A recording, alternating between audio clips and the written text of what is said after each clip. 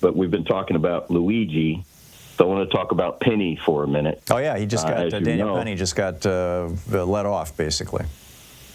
He was acquitted, and in our last conversation, last time I talked to you, which was maybe some 3 weeks ago, I mentioned to you that Jose Abar, because we had both cases going at the same time, which was the Lake and Riley case, which went to trial, ironically, in a mere 8 months, which is almost crazy in a murder trial. Right. He went to trial in 8 months. Daniel Penny's trial took a year and a half, a little bit more than that. Right.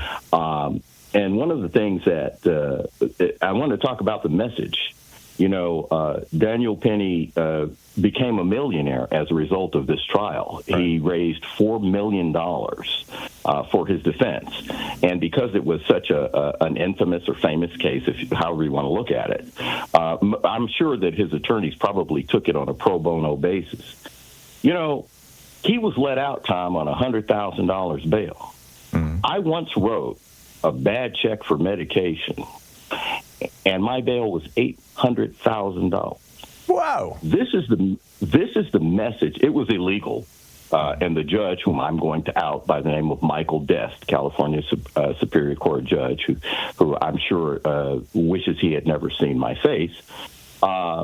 This is the type of thing, this is the message, and there are things going on all over the world, Tom, in Syria, Ukraine, Gaza, Iran, the Western Pacific, but this is what's constantly something that we as black people in the United States have to deal with. Yeah. Kyle Rittenhouse, and you had a caller a few moments ago mention Kyle Rittenhouse. Kyle Rittenhouse became wealthy as a result of killing people. Yep.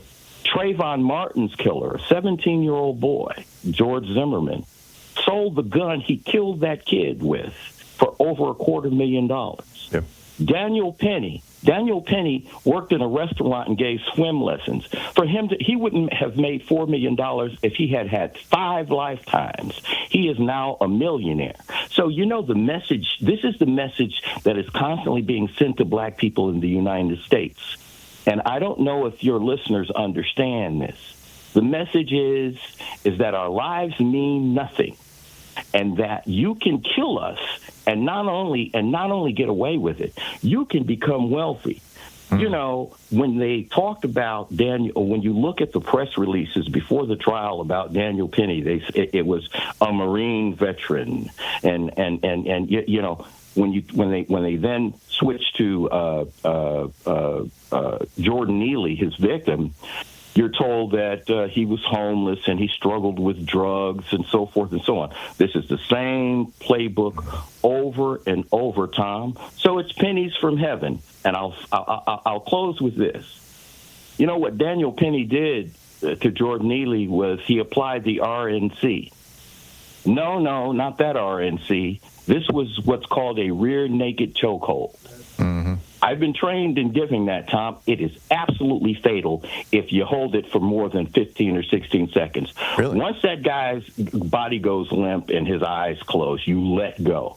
This guy held him over and over for minutes, and it reminds me of, I forget that idiot, George Floyd that had his knee on his neck for God knows how long. You know what this reminded me of is I'm struggling to remember his name. I can see his face. Remember the guy who shot some people, or shot somebody in the subway back like 30 years ago, 20, 30 years ago? Oh, yeah, the angry white man. Yeah, oh, and my God. He became, you know, Rush Limbaugh became his champion. Yeah, Bernard Goetz. Yeah. Yes. Yeah. And, it's you like, know, the more things change, the more they stay the same, Kenyatta.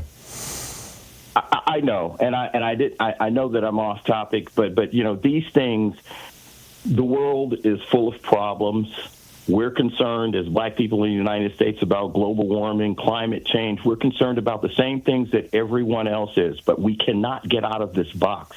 It happens over and over, decade after decade, century after century, and that is an indication, Tom, that there's something deeply wrong with this country.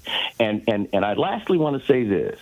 This is what we can expect. This is the fallout of the Trump re-election or election or coronation or whatever you want to call it. We're going to see more and more of this. And don't you think for a minute that Neely verdict Penny verdict did not have some nexus to the Trump incoming administration, and we're going to see more of this stuff. Well, Trump has emboldened these people. Yeah, there's no doubt about that. And we're going to see more of this. Thanks, Tom.